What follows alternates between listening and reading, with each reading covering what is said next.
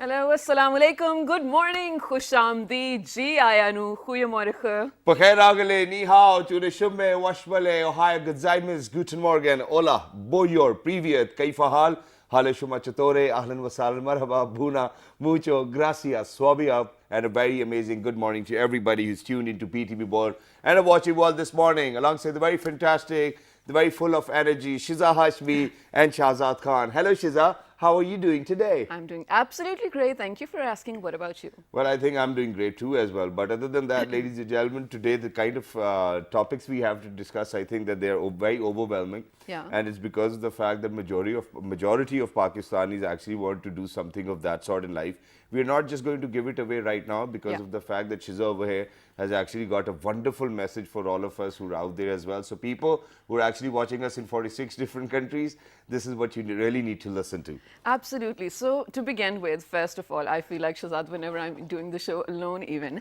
I do reiterate upon the fact that healthy breakfast is definitely the key to having an amazing day ahead. Exactly. So whatever you're doing or taking for the breakfast, just make sure it's not oily, first of all, because we do have this habit of, being a Pakistani household, we dig into parathas and whatnot early in the morning. While they are, yes, very filling, just make sure it's healthy enough and hydrating enough for you to stay fit throughout the day as well. Exactly, and since it's winters, ladies and gentlemen, one way or the other, we do forget to hydrate ourselves. So please make sure that you keep yourself hydrated. And speaking about breakfast, I mean, I'm not the kind of a person who's actually going to have a very English breakfast. Yeah. So for me, breakfast was one desi ghee ka paratha, and the other was two half-fried eggs, and the other was minced meat as well. So ladies and gentlemen, I think that it gives me a lot of protein. And the paratha gives me a lot of energy, and I think that everybody needs to have it. So, what about you? What do you eat in your breakfast? Well, you're a hostel, like exactly. So I have a mess. There are different menus for each day. Just today, there was just a toast with jam. I mean, it's sad, to be honest, because early in the morning you feel like having something good. But speaking of parathas, Shahzad, when I used to live with my family, of course, again, it's a Pakistani tradition, right, to begin with parathas. But because we weren't that interested in it, so mom made this triangular meetha paratha. Are you familiar with it? Yeah, Chini I'm familiar and with stuff. meetha paratha as well. I'm familiar with malai paratha as well. I'm familiar with badami chai as well. So, there are a lot of dishes, ladies and gentlemen. That we modify according to our own needs. Which we Pakistanis kind of modify according to our taste as well, but that's great. But other than that, there's something more which we actually strive to modify, and ladies and gentlemen, that is our life. Absolutely. And people over here in Pakistan or elsewhere, people know that that the economic situation over here in Pakistan is very dire. It's not that good. To survive for a businessman is a little hard over here, even though that we've actually gone up in the ease of business index. But then at the same time, there are a few difficulties. So to modify their life, what people do is, right, they immigrate to other places, they move. But here's the thing, Shahzad, while yes, that is one of the very major factors to, improve the quality of life, sometimes a lot of people actually want to study even further.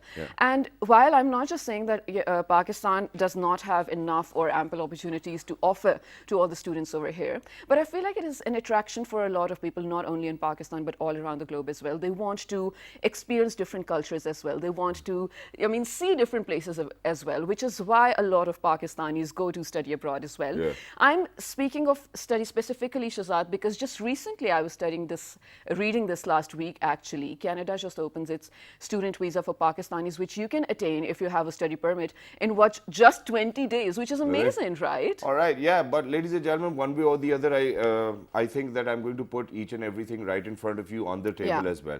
I mean, I have had friends who actually got married to people over there, definitely of not their choice, but just to get the passport. I mean, very, very sorry, but and I even feel sorry for all of those people who do these things as well. But other than that, people who are really serious about their lives, they want to go abroad, they want to study over there. Because once you get a degree from UK, Australia, Canada, or elsewhere, whenever you're walking into an office, that's a very different kind of representation. We've had that argument as well, where we had teachers and we asked them whether if there's somebody coming in with a degree from Oxford or coming in from, Pakistani university, who would you prefer? Even though that they were very diplomatic with their answers, but we all know that, a person who might have studied in Oxford would probably be performing better as well. We're not talking about the grades. But other than that, there are these consultants who are actually not doing the job right. And it's just because of the fact that people from our rural areas, majority of them, they want to go to Europe and countries like Canada, Australia and UK, but all they have is the money. They are not taxpayers. They cannot fill in the forms. They really do not fall into the criteria. So what the consultants do is just to earn money. They kind of send them in a very different way, which I believe is very dangerous for them to survive as well. But other than that, ladies and gentlemen, there are good people as well. There are good consultancy firms as well who are actually doing the things right. Yeah, Shazad, I do understand where that was coming from, because a lot of, innocent, naive people are often misled. I understand that. But here's the thing. We are talking about consultants specifically, Shazad, because after my bachelor's, I think everyone goes through the phase where you're thinking, oh, for my further studies, maybe I should move abroad. So while I obviously had all the things on my laptop to just go apply for everything, but I feel like you do need some sort of professional and legal advice as well. Because if I was moving to a newer place, I want to know how I would legally fit over there, what the rules and laws are, if I befit them as well. Because I don't want to do anything that is off the law or off the record for that country. I want to, fit in all this criteria as well. That is how and why you need a consultant to tell you how to go about it. It's not, I feel like it's not just filling the forms. And you definitely need a certified or recognized consultant too as well. And not just that, ladies and gentlemen. So we have touched upon business, we've touched upon student visa. I mean, imagine that for all of those families who are settled in Canada and all of these countries, I don't know why, but they always want their sons to get married or daughters to get married to a Pakistani. So I don't know whether it's their choice or not, but once they get married to a Pakistani, that Pakistani man or woman needs to go to that particular place because they got married. So the process is long. We don't know how the process works. We do not know what the legal complexities can be within that particular situation. So this is where recognized consultants come in. And ladies and gentlemen, today we're very happy that we've actually dedicated an entire show to this, because in the later segment we'll be talking about how we can send money abroad as well without getting any kinds of deduction. And so, because of the fact that there are so many students studying abroad, they need money every month almost. I mean, kids like me, we do need money from our parents. So, how to send that smoothly, swiftly, and with lesser deductions. Yes, obviously, I don't think that there cannot be any deductions, but that's the later half. But right now, let's see what kind of immigration problems people can come across and how do we get it resolved by somebody who is a recognized consultant, ladies and gentlemen. So today, ladies and gentlemen, we are actually very happy that we've actually been joined by somebody who's a Canadian regulated immigration consultant. He's the CEO of Migracon. He's none other than Mr. Tahir Rahman. Hello, assalamu alaikum, good morning, how are you? Wa alaikum assalam, thank you very much for your invitation and having with me.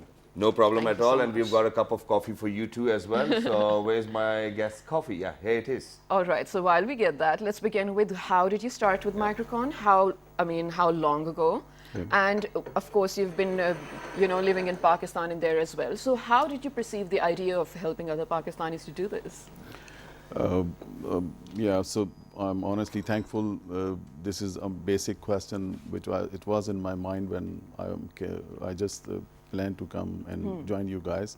So this is I just wanted to explain to you briefly, because when I migrated, it's close to 13 years back. I migrated to Canada. Then there were so many opportunities which I was thinking that might be I can divert my expertise, because I just spent few years in different segregated background. So basically my end up the expertise in Pakistan was corporate culture. I served many years in this banking industry. So I was thinking that why I will be migrating. So the basic idea was to prosperity and some sort of things which I feel that might be better for my prosperity and my family, kids. So education was the basic things that I was thinking. And this is the biggest I think I must say the chunk of money we spend for our kids development. So this was the basic my dream, that to migrate. And right now my 3 kids are studying from my home in Toronto. So I'm in Toronto, my 3 kids went to universities and they come back to my home. So that's might be my first choice. But there were so many others opportunities, like people of Pakistanis are working in real estate industry, some were in mortgage industry, some in banking. But I just selected this because I feel this aptitude I have Well, that's great. So, let's make it simpler for people who are actually watching us today Please. and are going to decide to travel to probably UK or Canada or Australia. Right. So, for all of those people who really want to migrate to Canada, what are the kind of fields they can probably look into? I mean, for somebody who wasn't actually doing anything over here, but now they want to go abroad, because we have this culture where in Yeah. Pakistan that the guy who's not doing anything, and bar page do. Yeah. Yeah, not knowing what they're going to do. So what kind of fields are offering opportunities over there for people who are traveling from abroad? Thank you. So the basic thing is that that's the reason I joined this profession, and more than 10 years of experience, I learned that mostly peoples are, interested, but it's very hard to, give them refusals that you are not. This is basic my task, that everyone is ready. If I were advertised in Pakistan market, so peoples are ready that so everyone want to go there. This is what, but my job is that I just exclude those ones, and most of the time I give them free advice, and I explain to them this is not the right place for you. Okay. Because my task, which is over and above my selection, that I just wanted to give them the way that this is not the only thing that you have the opportunity to go Canada. Right. This is not best thing for you. Okay. So I straightforward refused them. Okay, well, that's great. So what are the kind of people, who do not fall in the category of not going to Canada? I mean, we're talking about immigration, we're not talking about visit over here.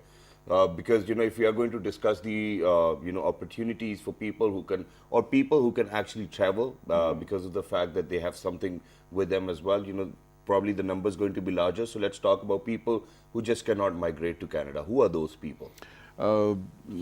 In terms of, are we looking so for... the trade peoples in Pakistan, I'm very, happy with their skills, because they are no match in the world market. They are honest, they are hard worker. Right. But the bad part is they are not equipped with their Skill set. technical background. Yep. So, and our universities are the technical colleges are not compatible with the Canadian education system. Okay. Right. So these are the basic peoples.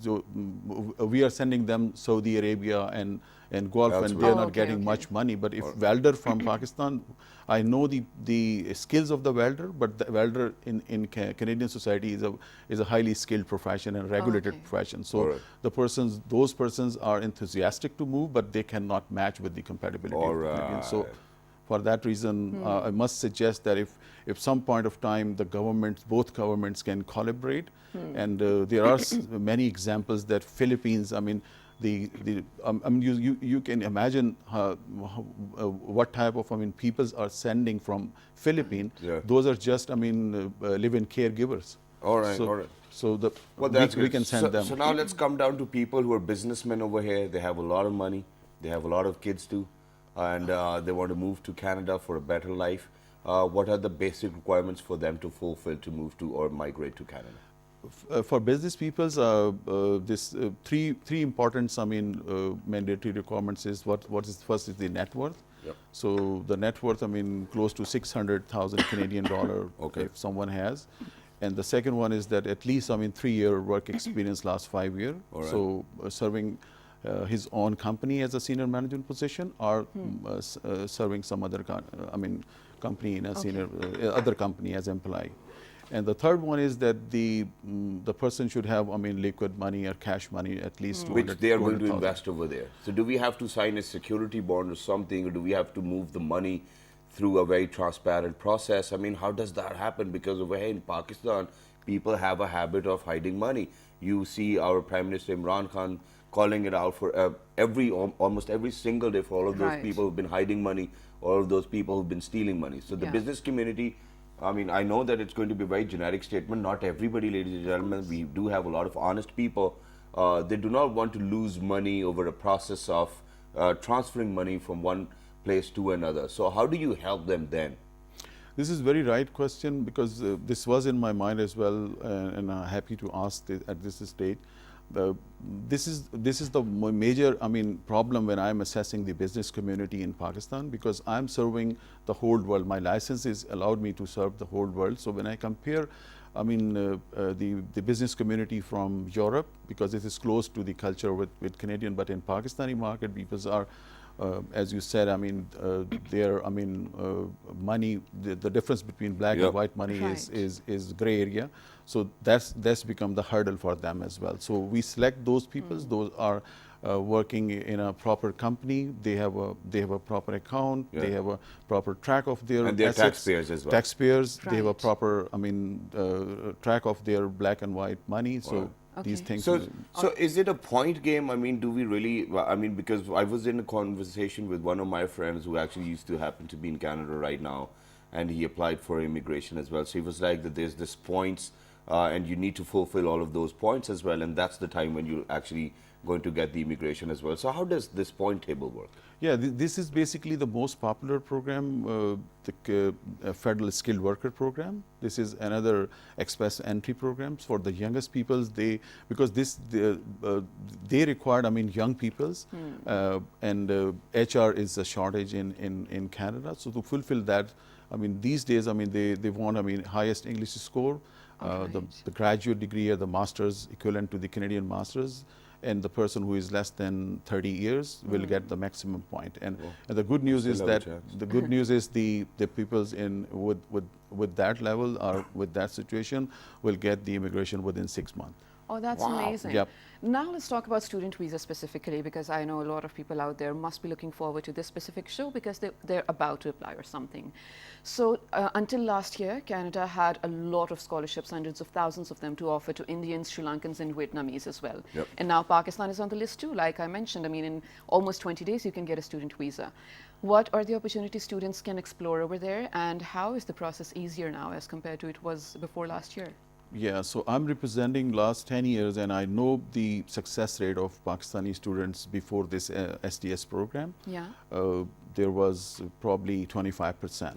Okay. And I mostly refuse visas because of the, I mean, economical backgrounds of these students. And but with this scheme, because we are now with the position standing with the Chinese and the Indian community, because before that the SDS program was approved by the Canadian government for these two nations. So now the Pakistani peoples have students has a very good opportunity. They have only 3-4 mandatory requirements. The one is that they have to deposit 1 year tuition fees in the university. Yep. One is the 10,000 Canadian dollar GIS they have to submit in any Canadian bank. And they have to appear for the IELTS exam, and the score requirement is 6 band. That's it. That's it. Okay. Yeah. Okay. Well, So that's just simple. Yeah. I mean, it's gotten easier, of course. Really, really simple. Okay, so then this is what I would love to ask over here. Since you are a regulated consultant for Canadian immigration, how does that help people? And do you think that having or to work with somebody who's actually a regulated consultant will help people more, or do you think that the process is going to be very safe? Definitely, people don't know the regulated consultant role in this industry, and this is because all professions in Canada is regulated, and the same way this immigration consultancy is regulated, and we are the member of the ICCRC. This is a federal regulatory body, and we are closely watched, because this is the bad part is that the peoples who will be interested in Canada, they don't know me. Even we cannot have a meeting, people from Pakistan, people from any other part of the world. So they have made a system that we will be showing in their own membership. They can watch me anywhere in the government websites, and they can identify my authenticity, and this becomes brilliant opportunity for those. And we are fully trained. We studied immigration law. We go through all steps. We are continuously have refresher courses to make ourselves update with the industry. So these all things will definitely give the benefit to the clients. Well, that's great. And moving on with that, there's this one thing which I would love to ask, and that is that for all of those people whose applications are in process and they might get the visa very soon, which places do you think they need to go to in Canada? Because we talk about Toronto or places like these, I think that there are already so many people working over there. So you might get there are not fair chances of getting an opportunity very early. And for people who are actually moving to Canada, they definitely want a job in the first place, the moment they land. So which places to go to, what kind of work to look for, And do you think that it's easier to get a job in Canada or not? Yeah, and also I'm going to add to that question because mine was more or less linked as well. What are some of the avenues that you feel like Pakistanis must tap upon? For example, is it real estate? Is it the halal food industry? Just as an example. Please. So your first part of question, that the selection of the, territory. Yeah. So the Toronto basically is overpopulated. Yeah. And it depends that still, in Ontario, this is part of, Toronto. Toronto is a part of Ontario, this is a province. So there is a lot of opportunities because you can compare, if you're talking about Karachi. Yeah. Yeah. Karachi, we cannot. Gharib ki maa kehte hain Karachi ko. Yes. Everybody gets a job there. Yeah, everybody. So if in that perspective, it's fine. But still, if someone wanted to go with some other place, so the Canadian, major cities like Edmonton, Calgary, Winnipeg, Nova Scotia, Halifax, British Columbia, is all, cities are now equipped. Yep. And the good news is that in all these cities, Pakistanis are available. Our culture is available. Yeah. Food quality is available. There is no issue of halal foods and other things. Oh, that's amazing. It was before 10, might be 15 years back. Yeah. But right now, our Prime Minister Trudeau, always, plays a sentence that diversity is our strength. So Everybody Pakistan, I was loves going to Justin ask Trudeau. that, especially Yeah. about diversity. With Canada moving towards such intense heterogeneity, what are we looking forward to? really, this is I must say that we are the cluster of peoples. Yeah. The best peoples from the Hot melting pot. best people from the world. The Canada has the HR. Right. So right. that is the biggest strength, and we, if I'm right, so just I go through one article, and Canada is the 10th biggest economy. Yeah. Oh, We are wow. 3.5 million people. That's it. Right. That's it. And Yeah. our, strength as an economic point is number 10. I think and now it's going to be 3.5 million in 2 people as well, because Meghan and Harry has decided to move to Canada as well. I don't know. But yeah, this is something which I read in the news. They'll be moving to Canada, and I think it's just because of the fact that Justin Trudeau is a very welcoming leader as well. But not just that, I think that the Queen still rules the Canada and the Canadian people. So I think that either way it's going to work for them, because they really do not have to ask for a visa. They really do not have to get their passports made. So it's for us. And ladies and gentlemen, I think that it is our responsibility to let you know about all of those avenues where you can actually have a better life as well. But this Right. was one part. But very quickly, sir, before we wrap up this segment, there's this one thing which I just want to ask, and that is that for all of these different visas we have discussed, for example, business, student, spouse, and visit visa, how much time is required till the time you get the visa? As I said, for federal skills, if everything is prepared and ready to submit, so 6 months for, express entry. Okay. And for spousal, during, it's my personal experience, because the government is explaining that it's 12 months. Oh, okay. But less than 12 months, we have experienced that complete the case for spousal sponsorship. All right. The parents' sponsorship, because family sponsorships comes 2 parts, which is one is spousal, the other one is the parents' sponsorship. Okay. So many Pakistanis are, when qualify for the parents' sponsorship, so before the government, present governments, Canadian government, so it might be 4 or 5 years for parents, All right. and might be 4 years for spousal sponsorship. Okay. But they give the first point of interest for the people who they wanted to join the family, and Canadian first law is the family reunification. So Right. honor this law, they reduce the processing time, which is less than 1 year for parents as well. Oh, wow, it's great. That's amazing. So thank you very much, Mr. Sahib, for being with us. It was Thank wonderful you. to have you. But before we wrap up, if there are any contact number you would want to share, because there are a lot of people who might want to get in touch with you, please go ahead, share your contact number with us. Yeah, so I have mentioned. Yeah, it's 0331, ladies and gentlemen. We have it on the paper. It's 0331 120 8888. It's a very easy number, 0331 120 8888. And ladies and gentlemen, I think that the best part is that he's a regulated immigration consultant. The company's name is MigrCon as well. You can check it over the internet. Absolutely. And the sole reason why we actually had Mr. Tahir over here was so that people do not actually fall into the hands of quacks as well. Exactly. So that you go to the right people and that you get the desired result as well. Absolutely. Thank you very much. So ladies and gentlemen, stay tuned for the next segment because we're going to further this conversation and make it a lot more UK specific. And here's the good news. I mean, when we're talking about student visa and whatnot, 2 years after you're done with your studies, you can have a work permit as a Pakistani over there easily. Yep. But more on that right after this short break. Stay tuned. Good morning. Let's do this.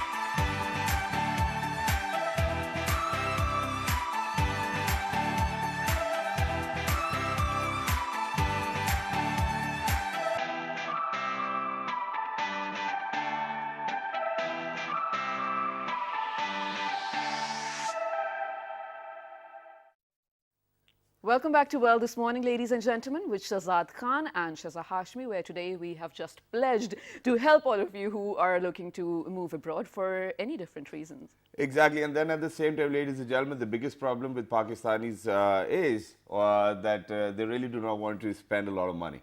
And when I say that, I say it only because of the fact that, majority of the people over here in Pakistan are not taxpayers.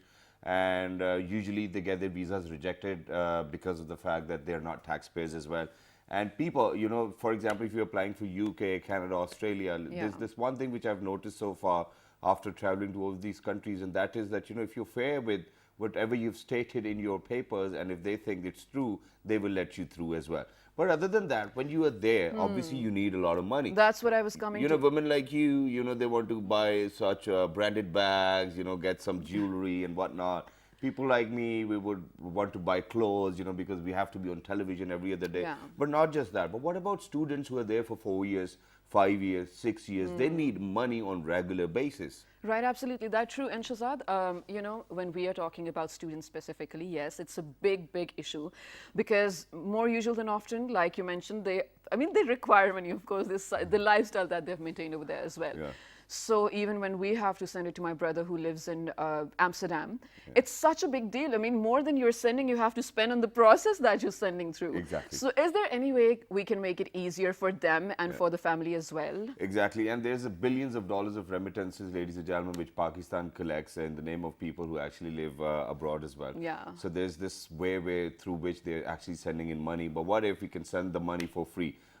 Can that happen? Are we in heaven? I hope no, so. we're not. Yeah, obviously, there needs to be a little bit of deduction, but Yeah. not that much as well. And what about all of those people sending money to their wives back home, to their kids, you know, their school fees and whatnot? So this process is very complicated over here in Pakistan, and it's because of the fact that we do not have platforms like PayPal. So we obviously have to look into the e-licenses as well. And right now, you know, obviously Bitcoins are banned. Other than that, you know, there were people who were actually trading in Bitcoins too.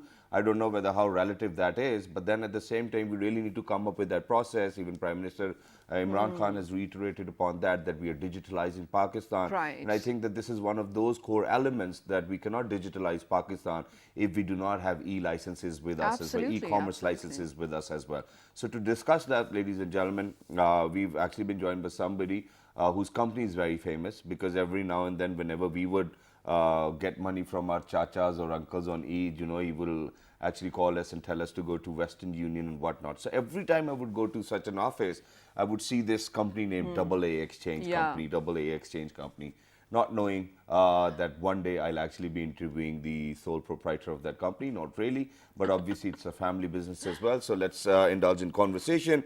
Ladies and gentlemen, she's none other than Miss Birji Qasim. She's the corporate legal advisor. Hello, assalamu alaikum. Good morning. How are you? Walaikum salam. I'm really well, and thank you so much for such an honorable introduction to me and saying that my company is everywhere. Thank you. Thank you very much for joining us. It's wonderful to have you to have stated all the problems in front of the audiences as well. So let's get the solutions one by one.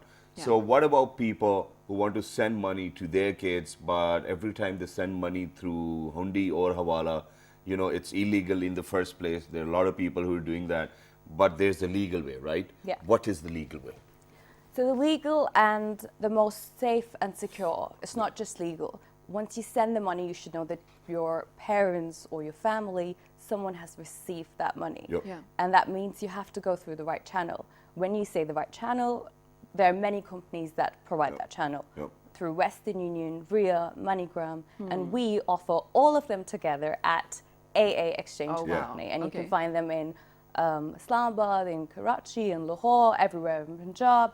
So in simple words, whoever is trying to send money from one country to another, for example, from Pakistan to anywhere abroad, Yeah. can just do it through any of our branches located anywhere. Oh, wow. Well, that's good. So you know, are there any deductions involved in it as well? Because I mean, I'm sure there are, but like to yeah, what obviously there extent? needs to be service charges, but There the is service a fair- charges does not really need to be higher than the service charges of any other company, because Right, that's right. where it's going to be your unique selling point. Yeah, I'm sorry, absolutely. but yeah. With the service charge, it is a bare minimum fee that would be incurred because of your remittance companies involved. So Western Union, MoneyGram would have their designated fee attached to it. Yeah. Obviously, for the exclusive service that we're offering, because we're a huge network, we can offer a little lower than the other companies because Okay. we obviously have advantages of being one of the largest companies Yeah. in Pakistan. Right. What exclusively my company is happy to offer, and this platform I wanted to share,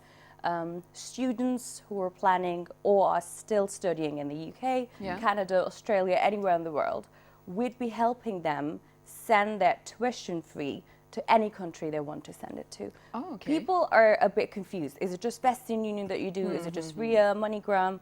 We want to make it clear that we obviously want to help students send their fee or living expenses as well. And Yeah. that could be free of charge. So that's Really? your answer. Yeah. Oh, wow. I mean, so Free- why are you willing to do so? And I mean, is it a marketing tactic? I'm sorry that To be fair, it's I not have a to be marketing open on it. So tactic. then why are you doing it for free? It's one of the company profile that we do make a lot of money, Yeah. obviously. and we do send a lot of money, and then we also receive a lot of money. Okay. But this is time to contribute towards the society Oh, wow. and help our youth do better. There's sometimes they may have the acceptance from the university, Right. but they might not have the right channel to send the fee. For example, if you go to a bank, which I recently did go to, they say, I need to know, what do you do?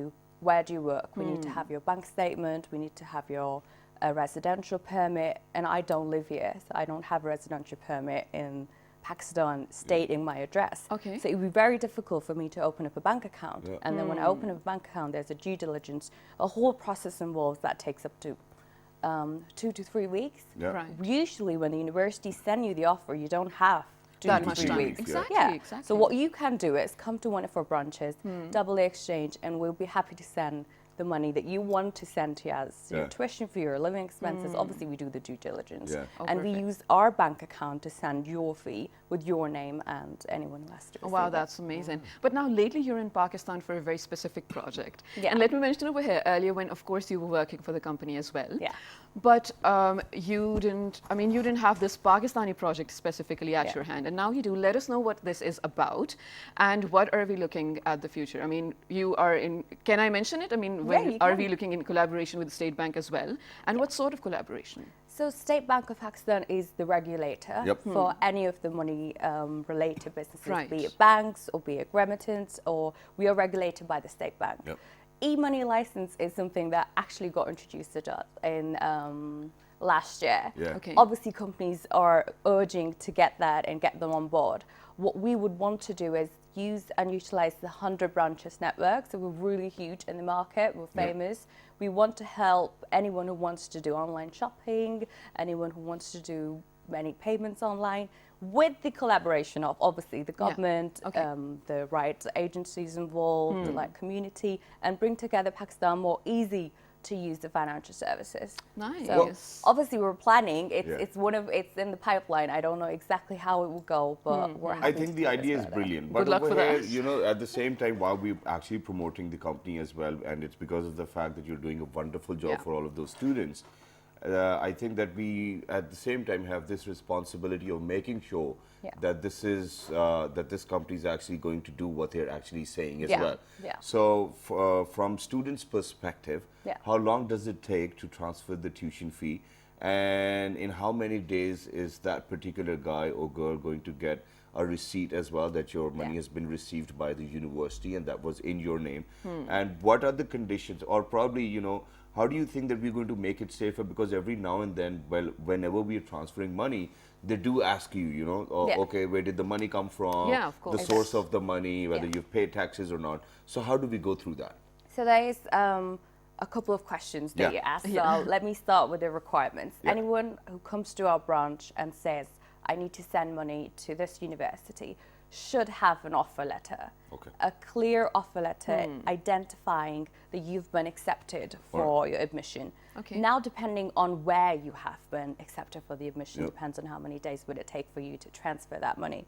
For example, in the UK, we say it takes up to 3 to 5 working days. However, it takes up to 48 hours. But we obviously do promise course.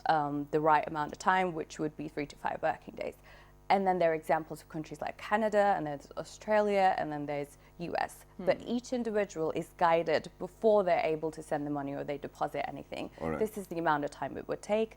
This is the amount that you're sending, and this is the time frame they would receive the certain amount that you've sent. Okay. All right. Usually, sometimes people or students do get confused, which is if you want to send US Canadian dollar, we might only accept a US dollar currency. Yeah. Oh, okay.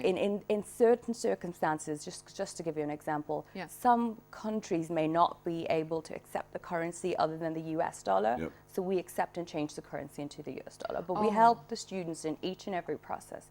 Now you said the source of funds. 100%, that's something that's the State Bank requirement. We need to make sure that the funds are secure and safe and going to the right channel. Yep. It's a very bare minimum chance that a student with the ID and the offer letter would be someone else. And the source of fund would obviously be, let's say, Yeah. parents. In my case, there have always been parents for Yeah, 12 of years. course. And lucky me, Yeah. I don't have to prove any Yeah. income at that point.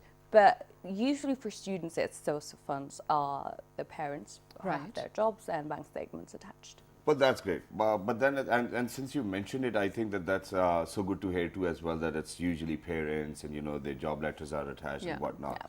But even now these days in Pakistan, if you go to a bank and if you're depositing above ₹1,000,000, Yeah. they will ask you, where did you make this money from? Yeah. You know, where this particular 1 million came from? Because when we're talking about tuition fees, Yeah. they're very high and it involves a lot of money as well. So what if that people are actually converting their black money into white by just pretending that it was their tuition fee, going to Canada or UK or anywhere else in the world, taking that money out, and hey, here you go. No, but you did mention about you have to have an admission letter as well with that. Yeah, so anybody can get an admission But to letter, answer right? your trick Yeah. question, obviously we have a head office Yep. and we have a compliance team. That the compliance team consists of a manager, director, and a whole team associated Looks with those into it. exactly 100 branches. All right. We don't let any red flag pass by. You tell us that this is, we assume that we're going to be planning to go, but your source of funds don't declare that. We would definitely get into more nitty-gritties. Our FLA, which is the frontline officers, Yep. they're highly trained to go for enhanced due diligence. All For right. example, if you're going to university and you don't even know which city is it in or what course you're doing and when do you plan to start and when do you plan to finish. It's not more like a interrogative, but it's indicative to what you could possibly go wrong. Yeah.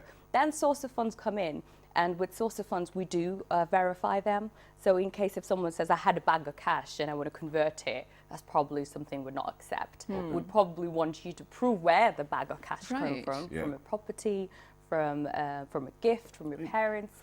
So we But do no- have we do have threads, and we're I very think we have smart to make about it simpler for everybody over here. Every now and then we see, you know, it's always on the news as well that, you know, these political leaders from other political parties, they have these rooms full of money as well, which they cannot say where the money came from, and eventually end up in burning all the money as well. And then people have actually caught them up as well.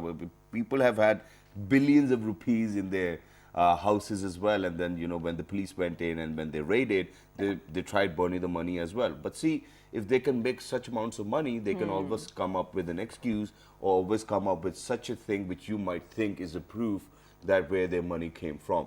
What kind of questions are being asked by the state bank from your agency that, okay, you know, so this is the amount of money which you've moved to different parts of the country. How do you prove that, okay, you know, all of this was legit? And then are we holding your company responsible for if it goes wrong, If like there's Shazad anything. said? 100%. Yeah. So AA Exchange Company is licensed by the regulator, Yeah. State Bank, Yeah. which means if you do anything against the license, our license gets cancelled. Yep. So definitely over the past 10 years, we haven't been able to do anything which the regulators don't prefer or Okay. like. Alright. And not to sound too much of a show off, but we've been one of the best rated companies. Yes. We're very strict when it comes to compliance. Sometimes we have to reject a possible customer who's not able to provide the source of funds, but we wouldn't take the risk of taking the money forward because these companies, money exchange companies, are the only source of right channeling to send money abroad. Yeah. Right, And this right. could go, if it goes in the wrong hands, it could literally destroy the economy of a country. Exactly. And we wouldn't let the financial structure crumble down because of this. Our teams are experts. The ethics are there. Yeah, and course. ethics and moral ethics or corporate ethics. And if they don't work, the company's going to shut down the next day. I don't want to name the companies who've been reported. Actually shut down, yeah. And there have been incidents where they do, and the regulators are really strict with them. Also, everything's online. Yeah. So you have an online list of people who've tried to do it, Yeah. and if you come on that list, you flag up, and then they go automatically to a certain criteria which our team would further investigate. Then there's certain amounts that we have on the red flag. If certain amount of money has been sent from one country to another, then we look into it. But even before onboarding a client, we do a proper discussion. I wouldn't call it an interview. Let's say you want to go and send Yeah. money to your brother in Amsterdam. Yeah. I want to know where he studies, Okay. for what duration he's there, what is his living expense, and if you are mismatching the living expense, you want to buy 10 LV bags, that doesn't actually make more sense. So Yeah. something like that would come All right, up well, to a that's great. So conclusion. very quickly, you know, so, okay, right after the show, I'm going to actually give you one more client as well. But other than that, You know, so there are two things which I want to ask before we end, and that is that for that person or that student who actually intended to travel to Canada or UK, gave you the money, changed his or her mind. Now, how does the money come back? That's one. And number two is, if there's anything we have left out on, please go ahead, speak about it. In terms of changing their mind, or sometimes when their offer comes in, but the visa gets rejected. That's a normal scenario where students would not be able to go, but they have paid the fee. There's a proper process to ask for a refund, and that refund is automatically sent in by that same university. And is there 100% refund? 100% refund, Okay. if that's the policy of the university. That depends on the university. If they want to send in the 100%, usually they do send in the 100%, because if they haven't made anything out of the fee, why would they want to keep it? And then they automatically send it back to the account that was used, which is AA exchange account. The time limit would be given from the university, because every university differs from one, and you come back with that email or the receipt, and then we'll be able to give you back your funds. Yeah, well, that's great. And ladies and gentlemen, since during the show she actually mentioned that, you know, they only accept money in American dollars. So in some scenarios. In some scenarios. So imagine that if you've deposited your money in Canadian dollars, it's actually going to come back in US dollars as well. So the exchange rate may vary, and there can be deductions, or there can be an increase in the amount of money which you gave in. So very quickly, if we have missed out on anything, please go ahead, share the contacts. How can people contact you or reach out to you? That's your camera. So the first thing is, if you want to reach out to my company, which is AA Exchange Company, you can dial the toll-free number. It's free of charge, 0800 717 700. I'd repeat, 0800 717 700. So that's the toll-free number that you can contact them on. However, if there's anyone wanting to get for personal advice or want to get in touch with me, you can contact me on 0300 850 6375. Should I repeat that, or? Yeah, go ahead. Why not? 0300 850 6375. Thank you so much for being here. Thank you so much for enlightening us all and helping us out with, well, these basic problems that a lot of people are facing lately. And good luck for your future projects as well. Thank you. Ladies and gentlemen, I really hope this helped you all, because I feel like it did help us, right? And also just make sure you do just go to the right people, the right consultants, the legal ones as well, because a lot of people will be there to mislead you. Just don't be one of them, I mean, who goes to quacks. So if there's anything you need to write to us, write on a Facebook page with the name of World This Morning. It's on your television screens as well. Twitter, World This Morning without a G. Daily Motion and YouTube. World This Morning once again. And the repeat you can catch at 5 past 11 p.m. tonight. Till the next day. 1, 2, 3. Good morning.